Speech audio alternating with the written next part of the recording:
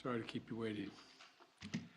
I've just spoken for some time with President Zelensky of Ukraine.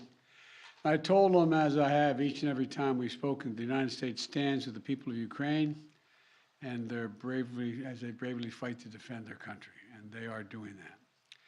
And as Putin continues his merciless assault, the United States and our allies and partners continue to work in lockstep to ramp up the economic pressures on Putin and to further isolate Russia in the global stage. Later today, together with other NATO allies in the G7, Canada, France, Germany, Italy, Japan, the United Kingdom, as well as the European Union, we're going to jointly announce several new steps to squeeze Putin and hold him even more accountable for his aggression against Ukraine. And I want to speak to a few of those points today. First, each of our nations is going to take steps to deny most favored nation status to Russia. Now, most favored nation status designation means two countries have agreed to trade with each other under the best possible terms: low tariffs, few barriers of trade, and the highest possible imports allowed. In the United States, we call this permanent normal trade relations, PNTR, but it's the same thing. Revoking PNTR for Russia is going to make it harder for Russia to do business with the United States, and doing it in unison with other nations that make up half of the global economy will be another crushing blow to the Russian economy. It's already suffering very badly from our sanctions. And I want to thank Speaker Pelosi, Leader McCarthy, Leaders Schumer and McConnell, and Senators Wyden and Crapo, Representatives Neal and Brady, for their bipartisan leadership on this in the Congress. I would like to offer a special thanks to Speaker Pelosi, who's been a strong advocate for revoking PNTR and who agreed to hold off on that in the House until I could line up all of our key allies to keep us in complete unison. Unity among our allies is critically important, as you all know, from my perspective at least. Many issues divide us in Washington, but standing for democracy in Ukraine, pushing Russia's aggression, should not be one of those issues. The free world is coming together to confront Putin.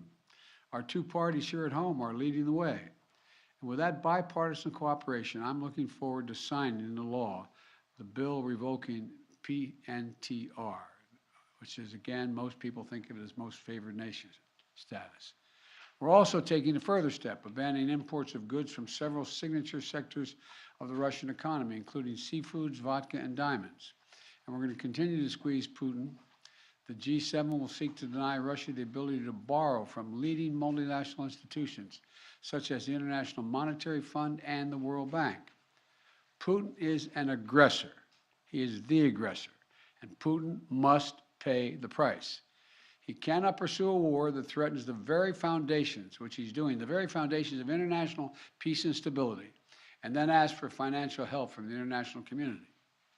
The G7 is also stepping up pressure on corrupt Russian billionaires. We're adding new names to the list of oligarchs and their families that we're targeting. And we're increasing coordination among the G7 countries to target and capture their ill-begotten gains. They support Putin. They steal from the Russian people, and they seek to hide their money in our countries. They're part of that kleptocracy that exists in Moscow, and they must share in the pain of these sanctions. And while we're going after these, their super yachts and their vacation homes and worth hundreds of millions of dollars, we're also going to make it harder for them to buy high-end products manufactured in our country. We're banning the export of luxury goods to Russia. They're also the latest steps we're taking, but they're not the last steps we're going to take. And as I said, at the beginning of all these steps, we're going to hit Putin harder because the United States and our closest allies and partners are acting in unison. The totality of our sanctions and export controls is crushing the Russian economy.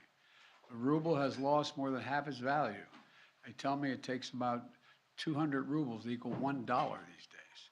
Moscow Stock Exchange has been closed for 2 weeks because they know the moment it opens, it will probably collapse.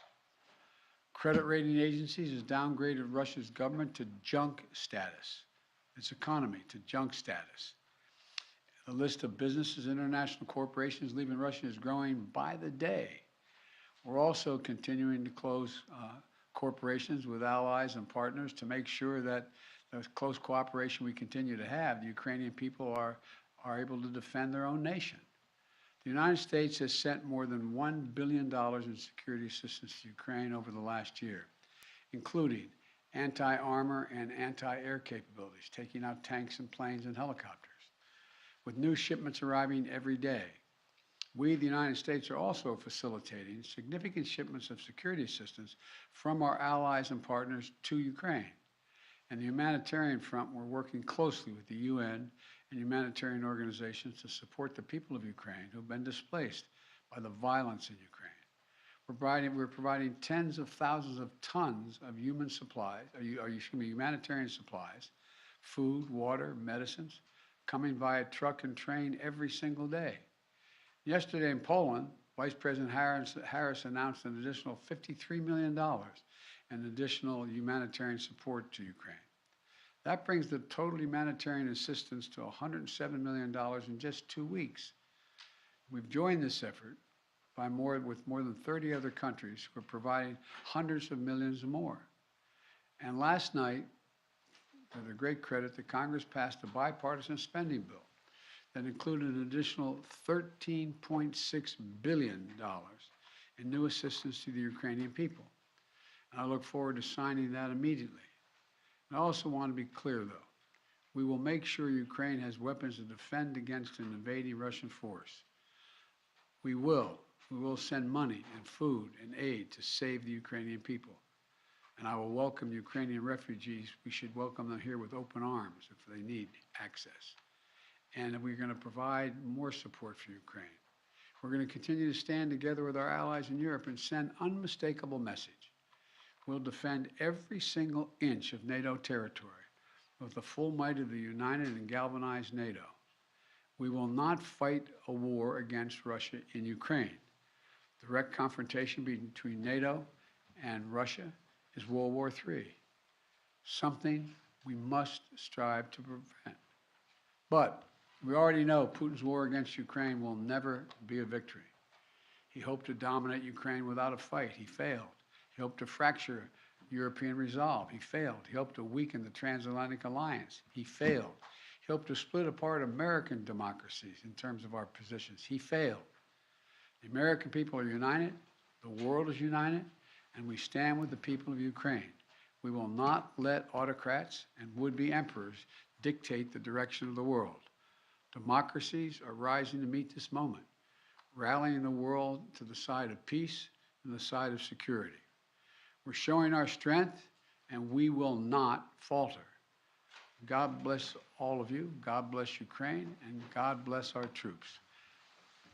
The White House has said that Russia may use chemical weapons or create a false flag operation to use them. What evidence have you seen showing that? And would the U.S. have a military response if Putin does launch a chemical weapons attack? I'm not going to speak about the intelligence, but Russia would pay a severe price if they use chemicals. Mr. President, extending the federal gas tax? Will this make Putin stop his war? Hey guys, please disagree on.